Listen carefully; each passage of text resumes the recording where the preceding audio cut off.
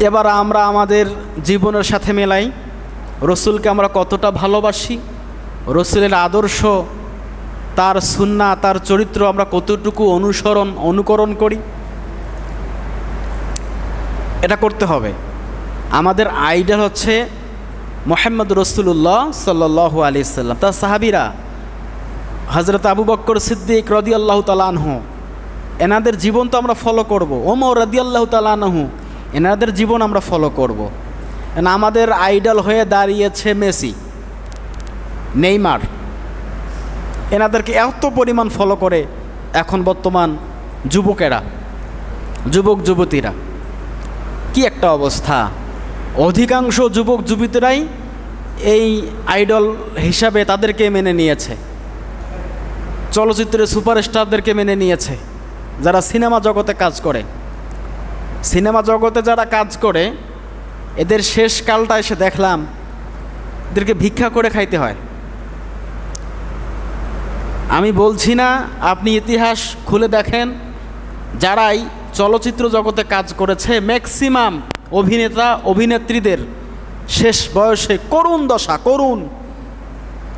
সেদিনে একটা চ্যানেলে দেখলাম একজন অভিনেত্রী সিনেমায় নায়িকা হিসেবে অভিনয় করেছে, ঢাকার মধ্যে দেখি ভিক্ষা করছে, ভিক্ষা, সিনেমার নায়িকা ভিক্ষা করছে, শেষ বয়স, কেউ আর পাশে নাই, কেউ তাদেরকে আর দেখে না।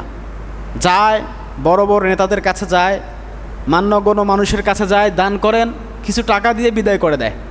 শেষ পর্যন্ত এনাদেরকে ভিক্ষা করে খাইতে হচ্ছে। শুধু একজন দুইজন না, অধিকাংশ যারা সিনেমা জগতে কাজ করে, আপনি খবর নিয়ে দেখেন, অধিকাংশ ম্যাক্সিমাম মানুষই তাদের শেষ সময়টা খুব কষ্টে দিন যায়, অবহেলিত লাঞ্ছিত দিন তারা পার করে।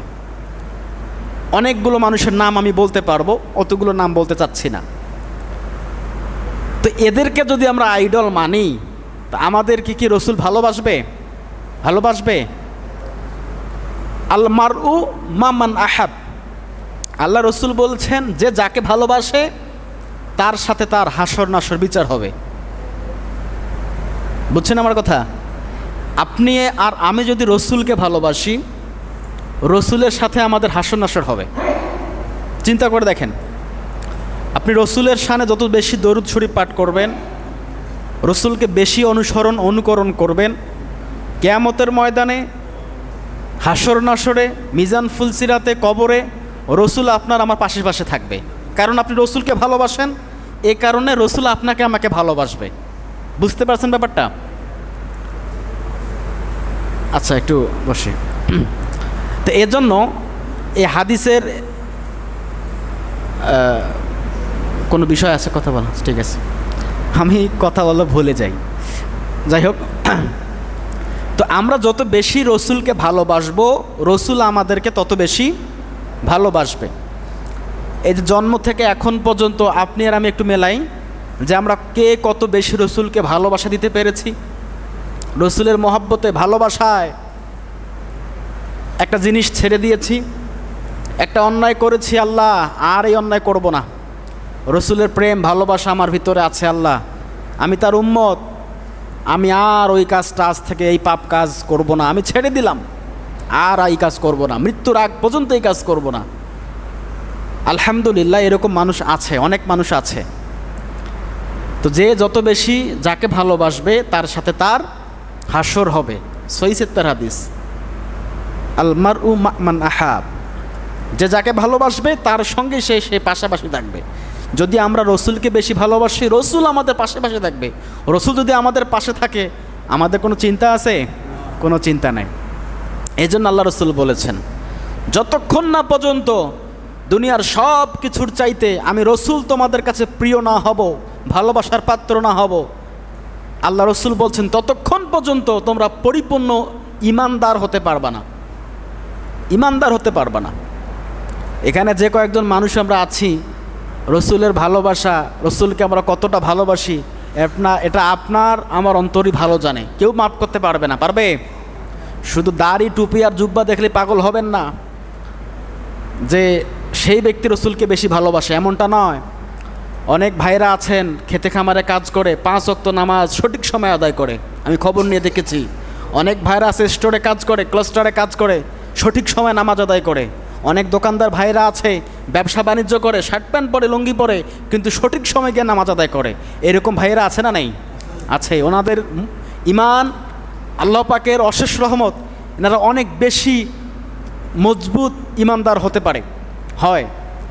তো আপনি পোশাক আশাক দেখলেই যে তাকে পরিপূর্ণ ইমানদার ভাববেন, এটা ভুল ধারণা। এটা কখনোই পাগল হবেন না, এটা হওয়া যাবে না।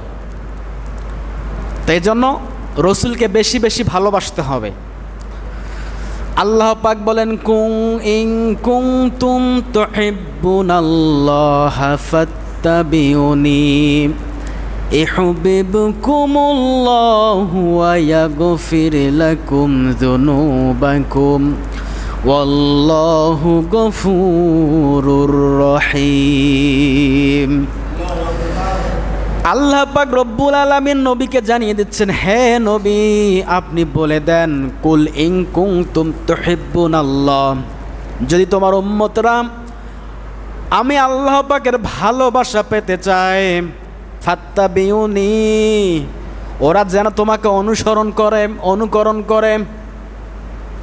ইউহিব্বুকুমুল্লাহ, হে নবী যখন তোমার উম্মতরা তোমাকে অনুকরণ করবে, ইউহিব্বুকুমুল্লাহ, আমি আল্লাহ পাক রব্বুল আলামিন তখনই তোমার উম্মতদেরকে ভালোবাসা শুরু করে দেব।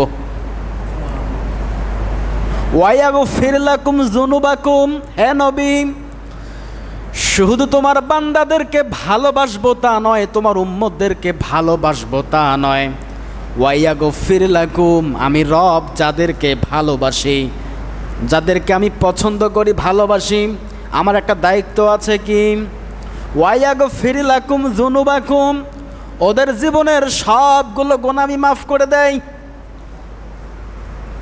ওয়াল্লাহু গফুরুর রহিম, আর আমি রব্বুল আলামিন ক্ষমাশীল করুণাময়। আমার চাইতে দয়া আর কারো হতে পারে না। কারো আছে? রবের চাইতে দয়ার কারো বেশি হতে পারবে না। এজন্য আল্লাহ পাক বলছেন, হে নবী আপনার উম্মতদেরকে বলে দেন, মানুষদেরকে বলে দেন কি, যদি তারা তোমার উম্মতরা আমি আল্লাহ পাকের ভালোবাসা পেতে চায়, তাহলে ফাত্তাবিউনি, তারা যেন তোমাকে অনুসরণ করে।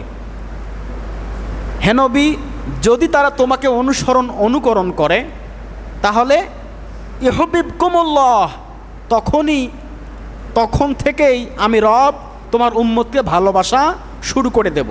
শুধু ভালোবাসবো তা নয়, আর যাকে আমি আল্লাহ পাক ভালোবাসি তার জীবনের সবগুলো গুনাহ আমি মাফ করে দেই। সুবহানাল্লাহ। এ কথা কে বলছেন? আল্লাহ বলছেন। সম্মানিত হাজিরিন, আল্লাহ পাক রব্বুল আলামিন যাকে ভালোবাসেন তার জীবনের সবগুলো গুনাহ মাফ করে দেন। এবার আসেন দেখি আল্লাহ পাক আপনাকে আর আমাকে কতটুকু ভালোবাসে। রসুল যেটা বলেছেন ওটা আমাদের জন্য মানা ফরজ, আর আল্লাহ যেটা বলেছেন এটা ফরজ আইন। পুরো কোরআনটাই রসুলের জীবন, আদেশ নিষেধ সব কোরআনের মধ্যে আছে। পুরো কোরআনটাই হচ্ছে রসুলের জীবনের ব্যাখ্যা। আল্লাহ রসুল সাল্লাল্লাহু আলাইহি সাল্লাম উম্মতদেরকে নির্দেশ দিয়ে গেছেন, যেটা বলেছেন করো এটাই করতে হবে, যেটা বলেছেন করো না, করা যাবে না, ওটা হবে না, করাও যাবে না। একটা দৃষ্টান্ত আপনাদের সামনে উপস্থাপন করতে চাই, তাহলে আপনারা বুঝতে পারবেন। সামান্য রসুলের একটা কথা সাহাবীরা অমান্য করেছিল, একটা কথা অমান্য করার কারণে অনেক বড় ক্ষতির শিকার মুসলিম ওই সময় হয়েছিল। মুসলমানরা সবথেকে বেশি ক্ষতি হয়েছিল পৃথিবীর ইতিহাসে ওই সময়টা। কোন সময়টা? রসুলের একটা আদেশ অমান্য করার কারণে। উহুদের যুদ্ধ শুরু হয়ে গেল, উহুদের যুদ্ধ শুরু হয়ে যাবে। মদিনার মধ্যে বড় মুনাফিক আব্দুল্লাহ ইবনে উবাই চুপ করে আছে, কিছু বলে না। উহুদের যুদ্ধের ময়দানে খ্রিস্টানদের সংখ্যা, মুশরিকদের সংখ্যা 3000-এরও অধিক, আর মুসলমানদের সংখ্যা মাত্র 1000। কত হাজার? 1000। আল্লাহ রসুল সাহাবীদেরকে বিভক্ত করে দিলেন, দায়িত্ব ভাগ করে দিলেন। তার ভিতরে আব্দুল্লাহ ইবনে উবাই ইবনে সুলুল এর নেতৃত্বে পড়েছে 300 সৈন্য। কত সৈন্য? 300 সৈন্য। মুসলমানদের সংখ্যা কতজন বলেন তো? 1000। কাফিরদের সংখ্যা 3000-এরও বেশি, খ্রিস্টান তারা তখন ছিল। এই 1000 জনের ভিতরে আব্দুল্লাহ ইবনে উবাই যখন উহুদের প্রান্তরে সাহাবীদেরকে নিয়ে চলে আসে, আল্লাহ রসুলের সৈন্যদেরকে নিয়ে চলে আসে, ও মাঝখানে বলেছে আর সামনে এগোনো যাবে না, যতগুলো সৈন্য আছে আমি তোমাদের নেতা, আল্লাহর নবী আমাকে নেতা হিসেবে তোমাদের 300 জনের দায়িত্ব আমাকে দিয়েছেন, অতএব নেতার আনুগত্য করা ফরজ, আমার এতাআত করো, আমার অনুসরণ অনুকরণ করো। আমরা যুদ্ধে যাচ্ছি না, আমরা এই দিক দিয়ে ভেগে যাব, কারণ ওরা 3000-এরও বেশি, কোথায় 1000, ওখানে গিয়ে কি মরবো নাকি? চলো। যেহেতু নেতার অনুগত্য করা ফরজ, তাৎক্ষণিকভাবে ওই সাহাবীরা বুঝতে পারলো না যে বড় মুনাফিক। 300 জন সৈন্যকে নিয়ে আব্দুল্লাহ ইবনে উবাই ভেগে গেছেন।